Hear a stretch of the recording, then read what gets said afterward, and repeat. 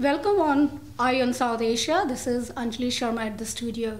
Today we have a guest, Miss Lakshmi Puri. She is the Assistant Secretary General of the UN and also the Deputy Executive Director of UN Women, the entity which works towards the empowerment of women, gender equality, and violence against women. Before UN Women, Ms. Puri worked for UN Conference of Trade and Development and also for least development countries. Welcome, Ms. Puri. Thank you. So, I'm going to start with the brutal rape, gang rape in New Delhi, and it has got a lot of attention. This is not an isolated incident, and rape is happening not just in India but globally.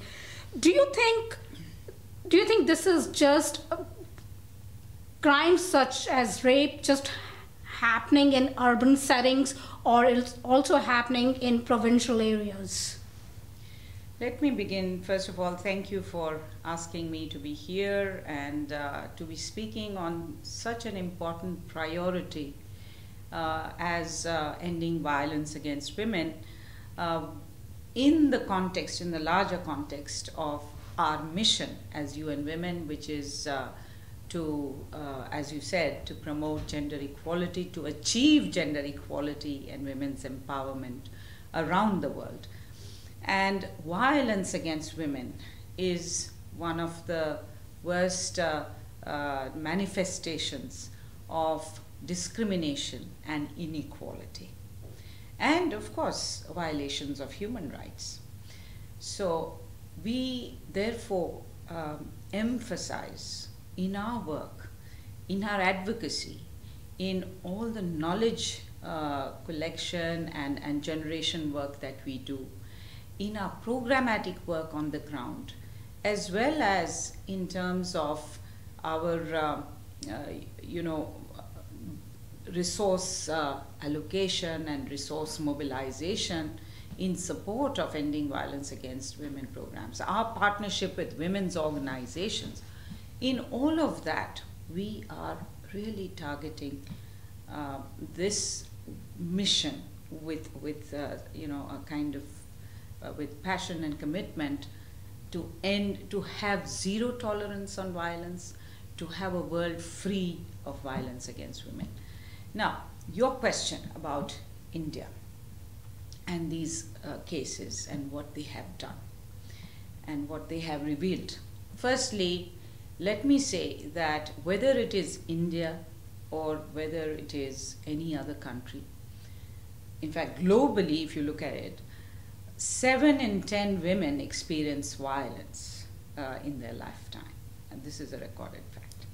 In some countries it is more, in some other countries it is less, and it is of course very much related to the larger security environment. You know, we talk about human security, and in that sense in developing countries it is more of a challenge, and there are many reasons for violence. You know, the root causes of violence may be many, poverty, lack of infrastructure, and cultural attitudes, and the larger issue of, as you I think when we were talking earlier, the issue of the status of women and gender equality and women's empowerment overall, and the mindset.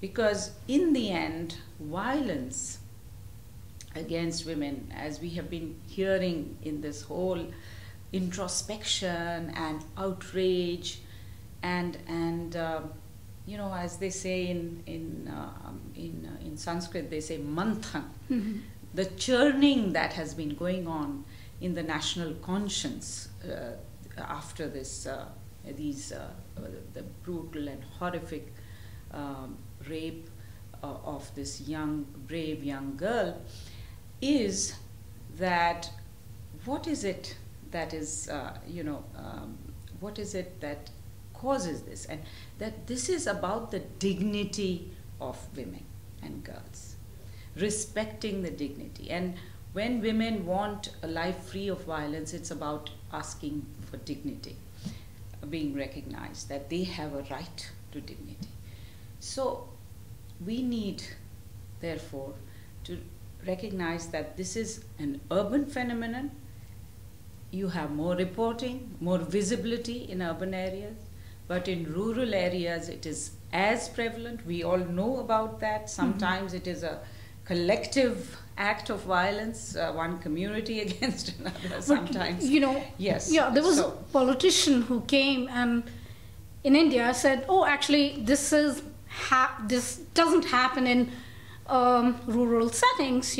It happens more in urban cities." I would like to comment on the politician. I would only like to cite the facts. The facts are that in rural areas, it may often be that in rural areas you have more violence, because what is violence against women? It takes many forms. Rape is one form, but you have other forms of sexual assault and incest. Domestic violence. Domestic violence is one of the most prevalent forms of violence, and it's irrespective of rich or poor countries or regions, urban or rural settings.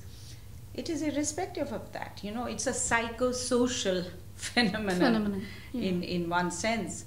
And in rural areas, we all know, because of the weight of tradition,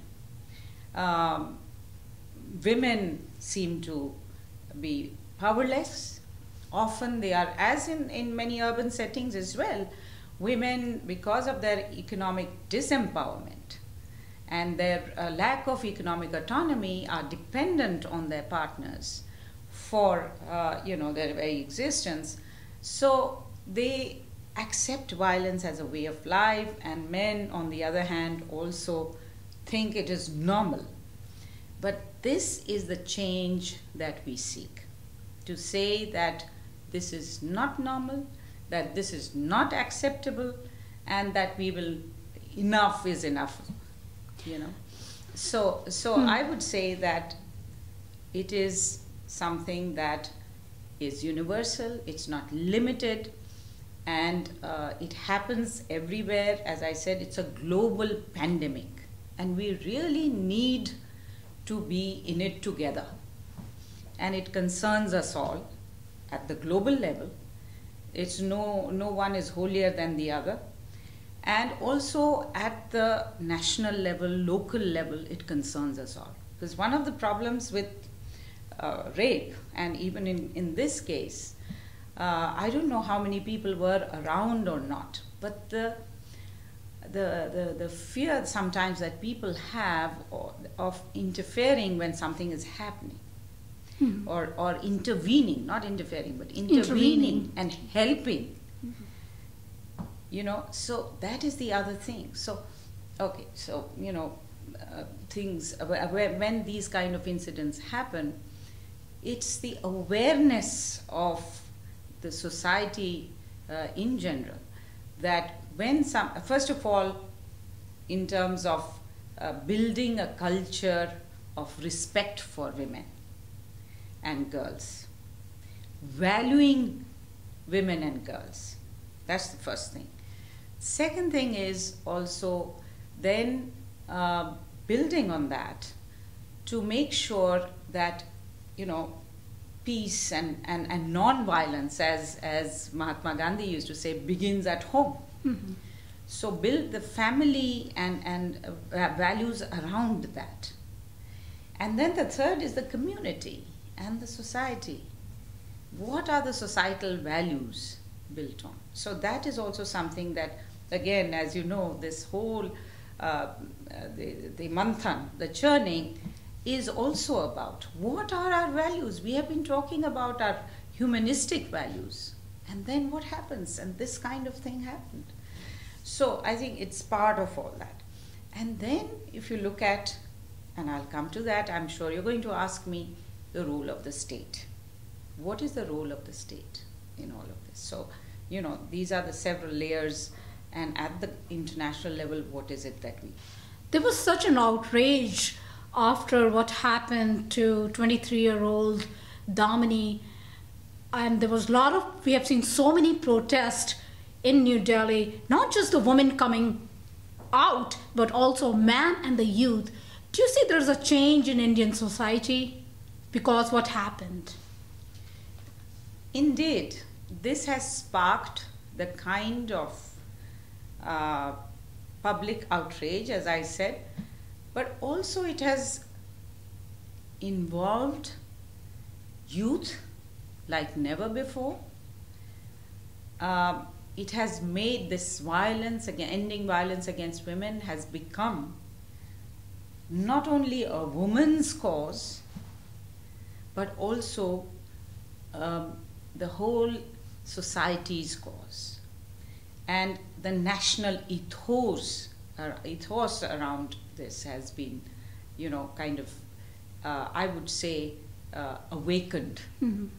So it is an awakening, but it is not enough, because 2 months from now we allow this to be forgotten, and the public upsurge and almost a kind of solidarity around Damini's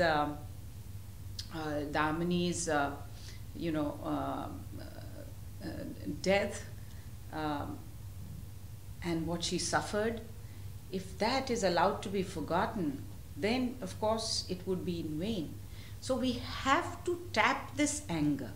We have to tap this introspection and this reassessment of who we are as a society, who we are as a state, and what is the responsibility, the due diligence responsibility of state to protect, to provide a secure environment. And here I would like to come to what is already happening. One is, of course, that we have to, we call it the 4 Ps Mm-hmm. of ending violence against women. One is prevention. So we need to, right from awareness raising to education, and education begins, when you are little children. It begins in the home, it begins in schools, but also you need really very sustained campaigns about gender equality and women's empowerment. And in that context of respectful relationships and the value of respectful relationships between girls and boys, men and women. And we need to involve men and boys, as you said. Absolutely. Yeah. And they got involved. Everybody was, of course, remarking on that picture which was carried around the world Mm-hmm. about men wearing skirts Mm-hmm. and, and women, and saying, because I think some politicians or I don't know, I think some public figures said, or maybe even some, I think it was RSS. I don't know who it was, but somebody said about that maybe the girls are not, they have to be better, more modestly dressed, and in order not to provoke this kind of behavior from men. So in order to respond to that, men came out and said this is unacceptable. Mm-hmm. And also many people came out and said it's men and boys who need to be taught that they cannot violate women, they cannot assault women, they cannot be violent with women. So I think there is this tremendous energy, popular energy around this issue, which needs to be tapped around the prevention strategy. The second thing is that we need to have, the second P is protection.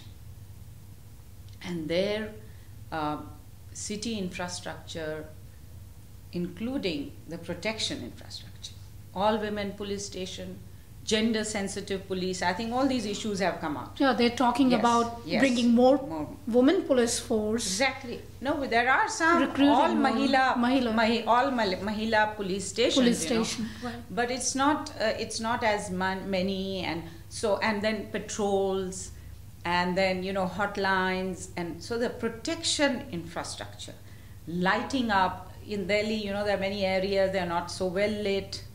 So the transportation system, you know, so all of that is part of the protection. And now they're thinking of putting people, a guard on every bus stop, buses, and so on. So one is the protection infrastructure. And third, the third P is the provision of services. When such a thing happens, what do women do? If they are approached, if they feel threatened, or even if they are attacked, how can they, you know, whether in the domestic violence context, whether in the public transport or public spaces, how can they, you know, be how can they avail of services? Hotlines, 24-hour hotlines are important. Then we very much advocate one-stop crisis centers, where a woman who suffers domestic violence, who suffers any other form of violence, can go, where there is police to record her FIR, where there is there are health, medical help provided, and there are many good examples of this around the world, in developing world. It doesn't have to be a rich man's or rich woman's prerogative. It is there in many developing countries like South Africa and Thailand. So we need to put that in place. So you have health services, then you have forensic services where rape is involved. You need to immediately, you know, take the tests and do the forensic tests, and so that conviction rates, and I'm going to come to the fourth P, which is prosecution of perpetrators and conviction of perpetrators. Right. So, you know, in this multi-sectoral comprehensive service provision, we also include psychological counseling, shelter, and some of the longer term solutions of economic support, whilst the woman is trying to protect herself from re-victimization. So this is a very important. And the last is prosecution of perpetrators, and the whole issue of access to justice.